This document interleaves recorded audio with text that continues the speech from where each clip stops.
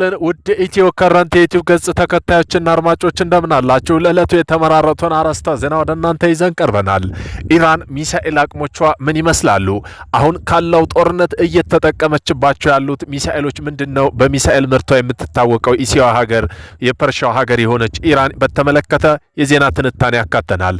በመካከለኛው ምስራቅ የተከሰተው ጦርነት በእስራኤልና በአሜሪካና እንዲሁም በኢራን መካከል የተካሄደው ጦርነት የኢኮኖሚ ጦርነት ነው ይሉታል። በምን ምክንያት ሆነ የኢኮኖሚ ጦርነት የሚለው የዜና ትንታኔ ያካተናል። ቆይታችሁ ተሰሙታላችሁ። እነዚህን የመሳሰሉ አርዕስተ ዜና ወደ እናንተ ይዘን ቀርበናል። ቤተሰብ ለመሆን ላይክ፣ ሸር፣ ሰብስክራይብ ማድረግውን እንዳይረሱ።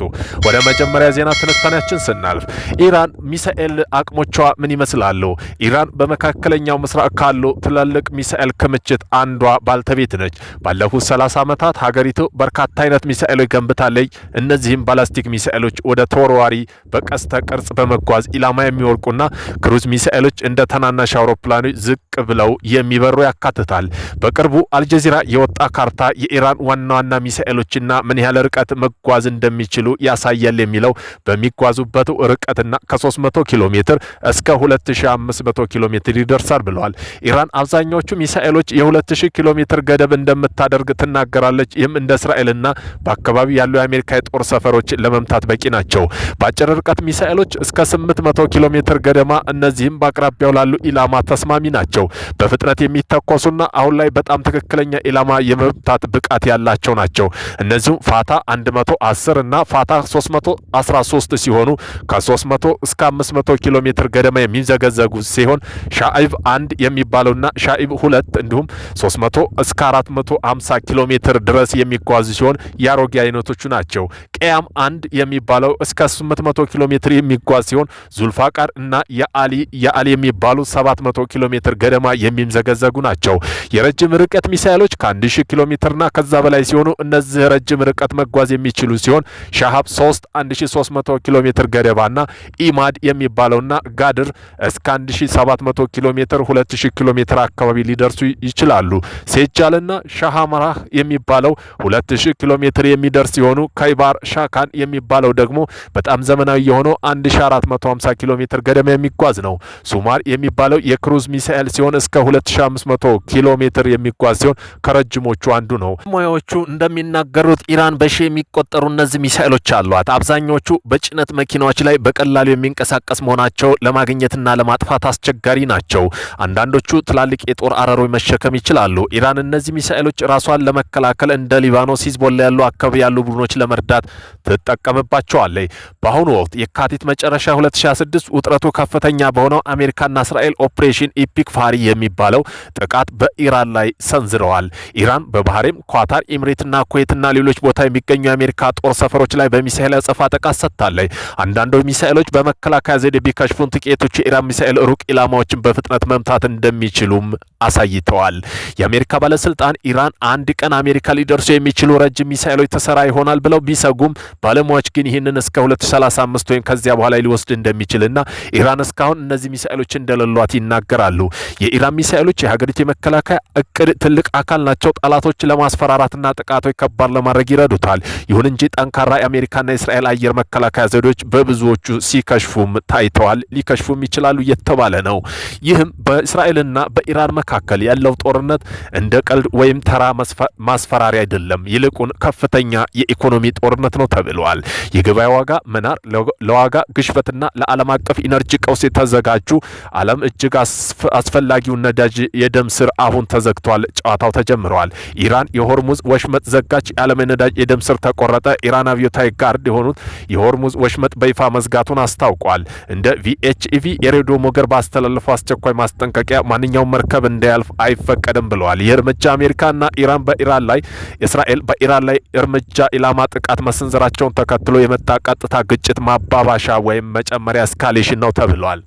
በአካባቢው የነበሩ መርከቦች ጉዟቸውን እያቆሙ ወይም አቅጣጫ እየቀየሩ ይገኛል። የሳውዲ አረቢያና የተባበሩት አረብ ኤምሬት ላኪዎች ጨምሮ ታላላቅ የጭነት ኩባንያዎች 21 ማይል ስፋት ባለው ጠባብ መተላለፊያ ላይ የሚያደርጉትን እንቅስቃሴ አቁሟል። ይህ ጉዳይ በዓለም ክፉኛ የሚጎዳው ለምንድን ነው?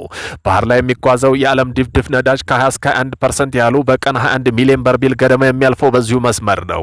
መንገዱ ለጥቂት ጊዜ እንኳ ቢዘጋ የነዳጅ ዋጋ በአንድ በርሜል ከ100 እስከ $120 በላይ እንደሚያሻቅብ በማድረግ በመላው ዓለም ፈጣን ኢነርጂ ቀውስ ያስከትላል። የአውሮፓ ህብረት የባህር ኃይል ተልዕኮ ዩናይትድ ስቴትስ ኪንግደም የባህር ንግድ ስራዎች መርከቦች አብዮታዊ ጋርዱ እንዳያልፍ በሚል ግልጽ ትዕዛዝ እንደደረሳቸው አረጋግጠዋል። መገናኛ ብዙሃን መንገዱ በተግባር ተዘግቷል እያሉ ሲሆን የጭነት መርከቦች መስመሩን እየተውት ይችላሉ። እንደ ኢትዮጵያ ባሉ ባደግ ባሏን ነዳጅ ከውጭ የሚያስገቡ ሀገራት የሆርሙዝ ወሽመጥ መዘጋት የሚያስከትለው ጉዳት እጅግ ከፍተኛና ፈጣን ነው። ዋና ዋና ተጽዕኖቹም እንደሚከተለው በዝርዝር እናቀርባለን። የነዳጅ ዋጋ መናር እጥረት ኢትዮጵያ ለትራንስፖርት፣ ለኢንዱስትሪ፣ ለግብርና ስራ የምትጠቀመው ነዳጅ በሙሉ ከውጭ የምታስገባ በመሆኑ የዓለም የነዳጅ ዋጋ ሲጨምር በሀገር ውስጥ ያለው ዋጋ በከፍተኛ ሁኔታ ይንራል። ይህ ነዳጅ እጥረት ሰፊ ወረፋ ሊያስከትል ይችላል። የኑሮ ውድነትና የዋጋ ግሽበት ነዳጅ ዋጋ መጨመር በቀጥታ ትራንስፖርት ወጪ ይጨምራል። ይህን ከገጠር ወደ ከተማ የሚገቡ የምግብ እህሎች፣ ሌሎች ንግድ ዕቃዎች ከፍተኛ ሆነ ዋጋ እንዲጨምር በማድረግ የኑሮ ውድነትን ያባብሳል። የውጭ ምንዛሬ እጥረት ሀገር ያላትን ውስን የውጭ ምንዛሬ ዶላር ለነዳጅ ግዢ በብዛት ማውጣት ትገደዳለች። ይህ ደግሞ እንደ መድኃኒት፣ ማዳበሪያና ኢንዱስትሪ ጥሬ ዕቃዎች ለማስመጣት የሚውለው ገንዘብ ስለሚሻማ ኢኮኖሚ መቀዛቀስ ያስከትላል። የማክሮ ኢኮኖሚ ጫና የመንግስት በጀት የመንግስት ለነዳጅ የሚያደርገው ድጎማ በመቀነስ ለማቆም ሊገደድ ይችላል። ኤክስፖ ወደ ውጭ የሚላኩ ምርቶች እንደ ቡና፣ ቅባት እህሎች ትራንስፖርት ወጪዎች ስለሚጨምር ዓለም ገበያ ላይ ያለው ተወዳዳሪነት ሊቀንስ ይችላል። የትራንስፖርትና ሎጂስቲክ መስተጓጎል ያስከትላል። ባህር ትራንስፖርት መስመሮች በመዘጋታቸው አቅጣጫ በመቀየራቸው ወደ ኢትዮጵያ ጅቡቲ በኩል የሚገቡ ዕቃ የሚቀርቡበት ጊዜ ያራዝማል። የጭነት ዋጋም ፎሬን ኮስት ይጨምራል። በአጭሩ ኢትዮጵያን ክስተት የዋጋ ግሽበት የሚያባብሱና ኢኮኖሚ ጫና የሚፈጥር ከባድ ፈተና ነው። የእስራኤል መከላከያ ሰራዊት ዛሬ ማለዳ በኢራን ላይ በሰነዘረው ድንገተኛ ጥቃት ተከትሎ የሀገሪቱ ከፍተኛ ደህንነትና ወታደራዊ አመራሮች መግደሉን አረጋግጠዋል። እንደ ሰራዊቱ መግለጫ ከሆነው ጥቃቱ የተፈጸመው በቴህራን ከፍተኛ ኢራን ባለስልጣን ተሰብስበውባቸው ተብለው የተለዩ ሁለት ቦታዎች ሲሆን ግዳጁ ወታደራዊ ስለላ ዳይሬክቶሬት ባቀረበው መረጃ ተመስርቶ የተከወነ ነው።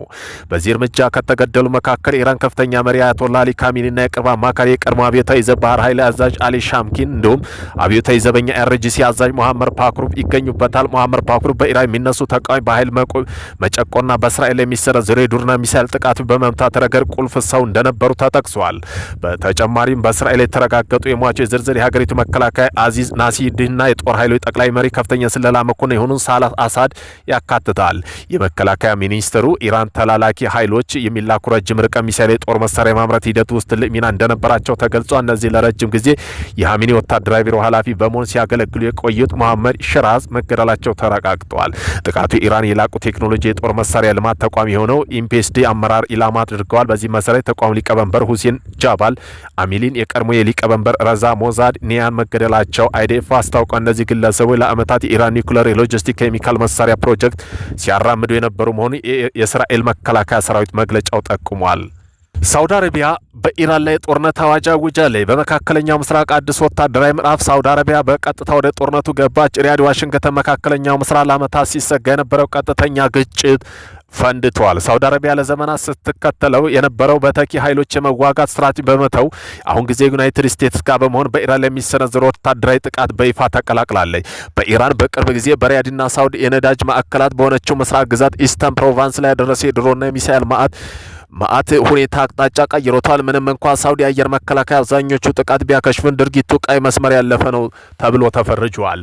ኢራን ይህንን ጥቃት ሉዓላዊነት ጥሰት ፈሪነት ስትል የገለጸች ሲሆን ወዲያውኑ ኦፕሬሽን ኢፒክ ፈኒ ዘመቻ የታላቁ ቁጣ የተሰኘው በዩኤስ የሚመራው አየር ላይ ድብደባ ተቀላቅላለች። ይሁን እንጂ ይህ እርምጃ በጂኦፖለቲካ ረገድ ቢትኮይን ምድር የሚያናውጥ ለውጥ ተደርጎ ተወስዷል። ከገለልተኛ ተሳትፎ ሳውዲ ቀደም ሲል ግዛቷ ዩኤስ ጦር አውሮፕላን እንዳትፈቅድ ከፍተኛ ጥያቄ ታደርግ ነበር፣ ጥንቃቄም አድርጋ ነበር። አሁን ግን ኢራን ጥቃት በሳውዲ አረቢያ መሬት የሚገኘው ጦር ሰፈር ማነጣጠሩ ሪያድ ወደ ጦርነቱ ገፍቷታል።